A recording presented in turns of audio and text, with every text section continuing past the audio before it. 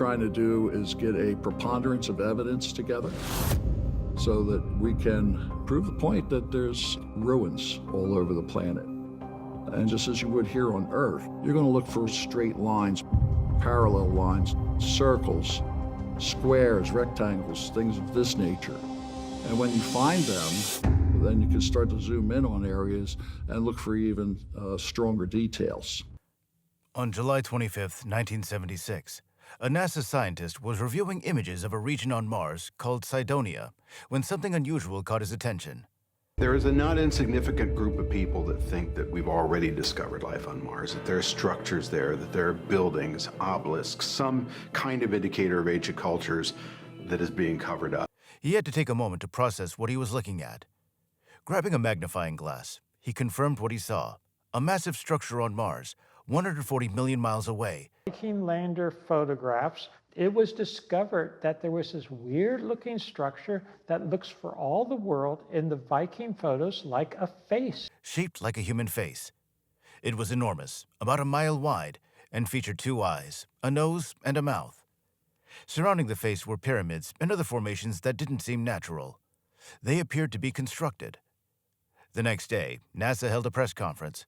Out of the thousands of photos sent back from Mars, everyone wanted to know about the face. Who built it?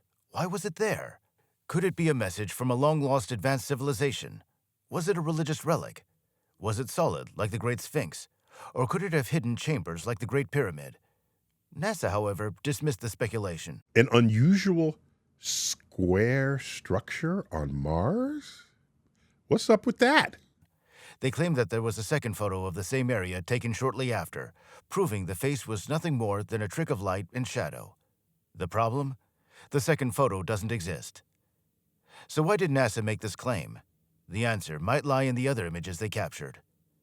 Let's dive into this mystery and also uncover why Brian Cox believes that Mars colonization is a dangerous idea.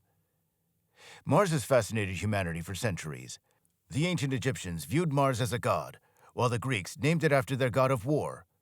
But it wasn't until the 19th century that we began to uncover some of its secrets.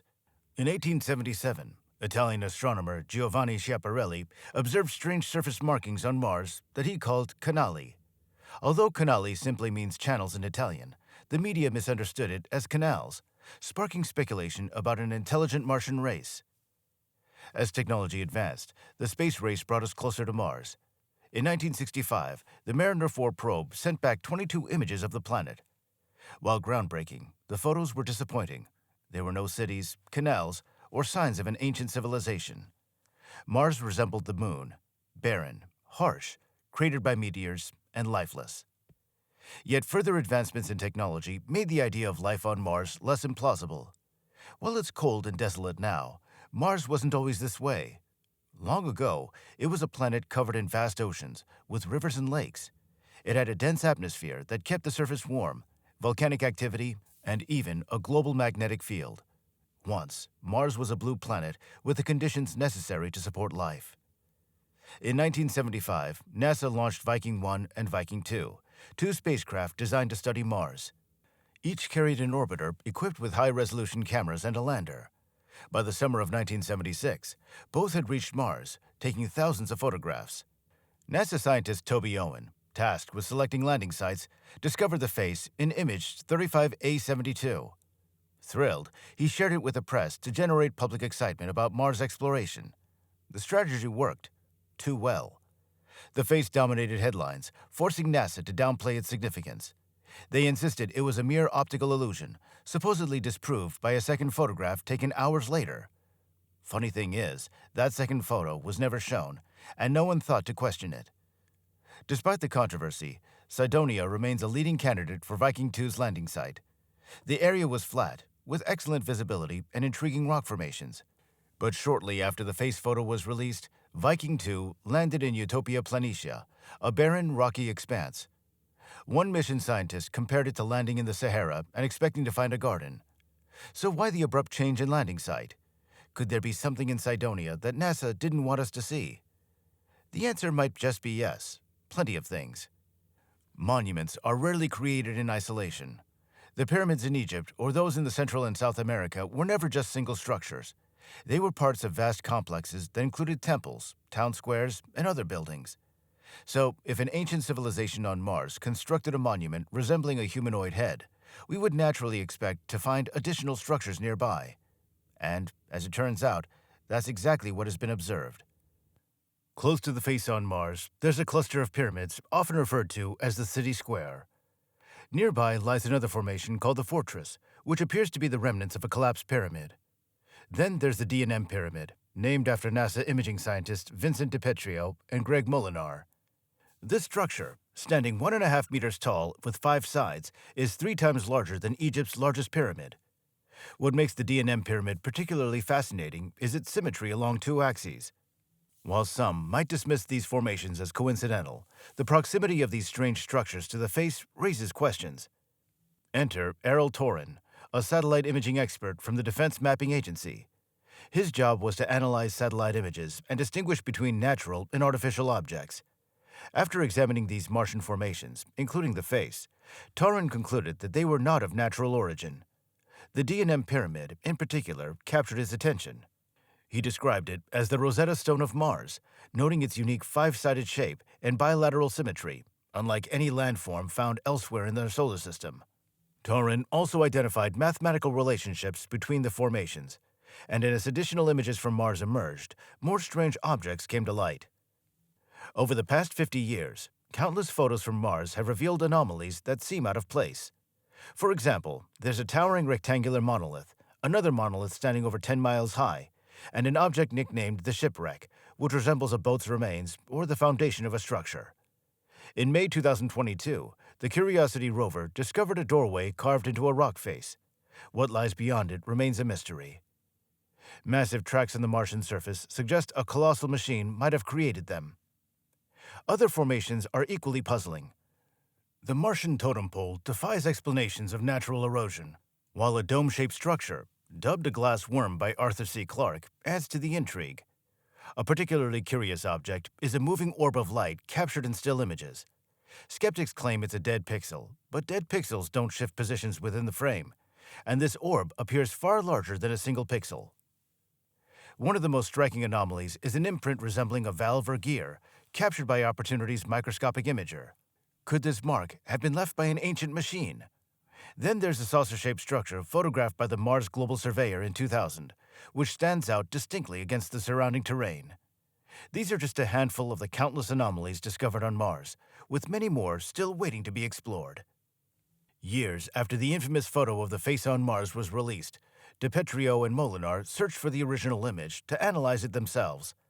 Initially, they struggled to locate it, as it had been misfiled. Eventually, they uncovered the image, labeled Head, in the Viking archives. After reviewing it, they concluded that there was more to the face than just light and shadow. Seeking further clarity, they searched for a second photo. One NASA claimed proved the face was an illusion. Like the first, it was also misfiled, but eventually found, revealing even more detail. Errol Torin also believed the face was more than just an optical illusion. However, to confirm or debunk these theories, additional photos were needed. Yet despite other images being taken of the face, many of them mysteriously seemed to vanish. They also couldn't locate the so-called disconfirming photographs that Gerald Soffit had referenced 5 years earlier. However, while searching, they stumbled upon a second photo of the face on Mars, which had been filed incorrectly. This second image provided more clarity, with less shadow on the left side of the face. It appeared to show 2 eye sockets, a nose, and even a mouth. The strangest part, though, was the structure surrounding the face. 2 parallel sides of equal length, each hundreds of yards long and perfectly straight, with the top and bottom edges curved to the same radius. It resembled a symmetrical framed platform for the face. According to geologists and imaging experts, the base of the face, if that's what it was, didn't look like anything you'd typically find in nature. DiPetrio conducted further analysis and identified what seemed to be a pupil in the left eye socket. NASA dismissed these findings, so the 2 researchers turned to outside experts. This is where science journalist Richard Hoagland entered the scene. Hoagland organized an independent research team to study the images more thoroughly, bringing in computer imaging specialist Dr. Mark Carlotto. Using advanced image enhancement techniques, Carlotto uncovered details that appeared to include teeth in the mouth and a strange stripe pattern on the platform surrounding the face. Encouraged by these findings, Hoagland arranged a meeting with Carl Sagan to present the results. Yes, the Carl Sagan, the billions and billions guy famous for his turtleneck sweaters. During the meeting, Sagan seemed impressed, but he later publicly dismissed the face on Mars theory in the press. Hoagland, undeterred, continued to press NASA for additional images of the face, but NASA maintained that further photographs were unnecessary. What NASA underestimated, however, was Hoagland's reach. With regular appearances on Art Bell's Coast to Coast AM, a radio show with a massive audience, Hoagland rallied public support. Through letter-writing campaigns and call-ins, he put significant pressure on NASA to capture new images of the face and the pyramids at Cydonia. NASA resisted at first, but the mounting public pressure coincided with the agency's plans to return to Mars. In 1993, NASA launched the Mars Observer, the first mission to the Red Planet since the Viking era. Initially, NASA didn't even plan to include a camera on the spacecraft, but public outcry forced them to add one. The anticipation was immense, as the Mars Observer's new camera had the potential to finally settle the debate over the face and pyramids. Despite this, NASA maintained its lack of interest in photographing Cydonia. The back-and-forth debate continued right up until 3 days before the Mars Observer was sent to enter orbit around Mars. The Sunday before the Mars Observer was launched into orbit, NASA sent Dr. Bevan French, the lead project scientist, to debate Richard Hoagland on Good Morning America. To put it mildly, the debate did not go in NASA's favor. At the center of the discussion was a set of extraordinary data that, according to proper scientific method, warranted further investigation. The issue, however, was that some people within NASA, particularly those in charge of the next mission, which involved the camera I mentioned earlier, were not particularly enthusiastic about conducting the simple test. They were, strangely, unwilling to guarantee that taking new pictures was even on the Mars Observer's mission agenda. By the end of the debate, even the host was asking NASA, "Why don't you just take the pictures and prove these guys wrong?" Dr. French didn't have a satisfactory answer. What happened next raised even more eyebrows. Less than 5 minutes after the debate aired, NASA made a sudden announcement. The Mars Observer probe had disappeared, and they had lost all contact with it. Wait, what? Hoagland and others claimed they were receiving leaked information from NASA insiders. According to these sources, the Mars Observer was still operational and taking pictures of the face and other strange objects on Mars. However, even if NASA had those images, they couldn't release them publicly, especially if they showed that the face was an artificial structure. NASA continued to insist that the face was just a natural rock formation, but since they couldn't photograph it to prove their point, they did the next best thing. They created an image. 5 years after the Mars Observer incident, NASA launched a new probe called Mars Global Surveyor. 3, 2, 1, ignition and liftoff. America was headed back to Mars. Despite having access to newer, better cameras, NASA chose to use the older equipment. Once again, NASA was reluctant to take pictures of Cydonia and the face, but after public pressure, they finally agreed to capture a few images. Then, on April 5, 1998, NASA made a major announcement. They had released a highly detailed picture of the face on Mars. But what was actually revealed was a grainy, noise-filled image, taken in poor lighting and bad weather, with multiple filters applied. That night, on the Art Bell program, Hoagland and his team were furious. Bell, for his part, remarked that the image looked like something that his cat might scratch up in her litter box. From that moment on, it became known as the catbox image. It seemed that this image had been deliberately manipulated by NASA. Land Fleming, a NASA contractor, examined the original source data and tried to reproduce the catbox image. Initially, he couldn't, but after applying 14 different Photoshop filters, he managed to do so. He soon realized this couldn't have been an accident. JPL, or the Jet Propulsion Laboratory, had removed much of the tonal variation from the original image, which is what gives the object its three-dimensional appearance. They added false visual cues that made the object appear rough and jumbled, even distorting the surrounding terrain. The catbox image isn't simply a poor enhancement, as it's often called. It's a crude but effective deception carried out by employees or contractors working for the U.S. government. Since the first color images returned from Mars, there's always been something off about them. The colors were dominated by an unusual orange haze. NASA claimed that this was due to the carbon dioxide and red dust in the atmosphere. However, a carbon dioxide-rich atmosphere would still have a blue sky, though it would be a grayish blue, not a deep blue like Earth's. Yet the photos from Mars showed a sky that looked reddish-green. So what's going on? These images presented Mars' surface as a bizarre alien world, but they didn't accurately represent the colors. Nothing in nature is uniformly one color. For some reason, before releasing the images, NASA applied an orange filter to them. In the 1990s, few questioned this, but modern digital photography software, like Photoshop, can easily detect if a single color has been uniformly applied to an image. This is a simple calculation for software, and it's how white balancing is done in photography and video. It's so easy that today's versions of Photoshop even offer a one-click solution to correct false colors. NASA eventually realized their orange filter trick wasn't fooling anyone, so recent images of Mars no longer have that odd orange tint. Today, even NASA's pictures show a blue-gray sky and a more colorful landscape. But why would NASA want to hide Mars's blue skies in the first place? Some speculate it's to make Mars seem more alien and less inviting for potential exploration. If Mars once had oceans, a thick atmosphere, and the conditions for life, the big question becomes, what happened to any ancient civilization that might have existed there? And could the answer be why governments have kept the truth about Mars under wraps for so long? There's evidence, scientific evidence, that millions of years ago, Mars may have been devastated by a global nuclear war. When the Curiosity rover landed on Mars in 2012, it began analyzing surface samples. NASA scientists expected to find soil with heavily oxidized iron, and they did. But what shocked everyone was the discovery of xenon-129, an isotope that on Earth is produced only by nuclear explosions. Over 70 years of nuclear testing on Earth have left small amounts of xenon-129 in our atmosphere, but the amount found in Martian soil is 2.5 times higher. Dr. John Brandenburg, a former NASA physicist and Mars researcher, believes this is the signature of a massive nuclear event.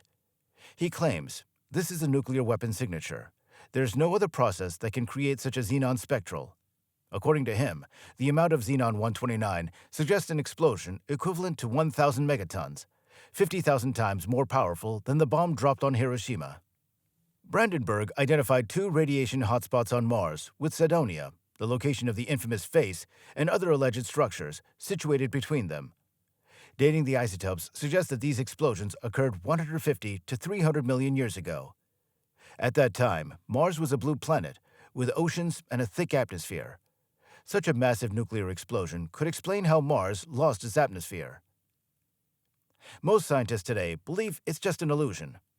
When NASA released a detailed image of the face, showing it to be nothing more than a pile of rocks, they thought they'd debunked the conspiracy. The issue, however, is that NASA alters images, every single one they release to the public. According to NASA, these adjustments are meant to make the images clearer and more visually appealing. Now, I'm not a fan of NASA employing artists to Photoshop images, but I understand why some photos might need tweaking to be more digestible to the public.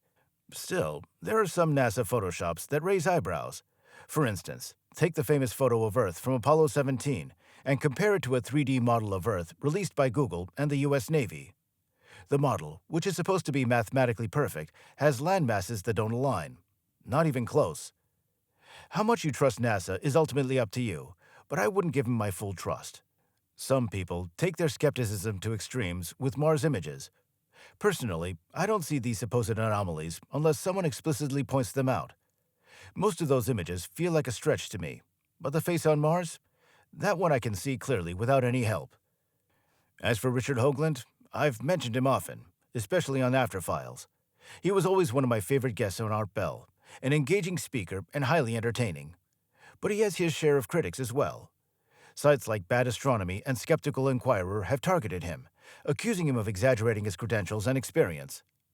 He got millions of ordinary people interested in the space program.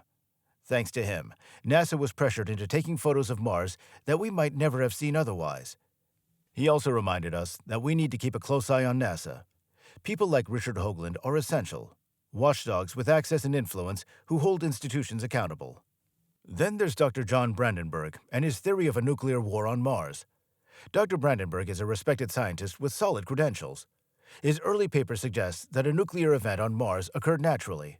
After all, a uranium mine on Gabon, Africa, shows evidence of natural nuclear fission, so it's not far-fetched to think something similar could happen on Mars. However, Brandenburg later proposed that the event on Mars wasn't natural. He argued that isotopes of xenon-129 could only result from the detonation of a nuclear weapon. I've read both sides of this debate, and I'm not sure who's right. What I do know is that Brandenburg's theory of a nuclear war on Mars was rejected for peer review. But mainstream scientists aren't always correct. They often have agendas. Right or wrong, Brandenburg's theory is fascinating and deserves serious study, not ridicule. Unfortunately, talking about Mars invites ridicule. Yes, most anomalies in Mars photos can be explained, but a few remain puzzling. We've sent mission after mission to Mars, and yet we haven't sent a rover to thoroughly explore Cydonia and examine the supposed face. NASA claims there's nothing there, so it would be a waste of resources. But with all due respect to NASA, their resources come from us, the public, and we deserve to know the truth about the face on Mars. So what are your thoughts on this? Let us know in the comments below and subscribe for more.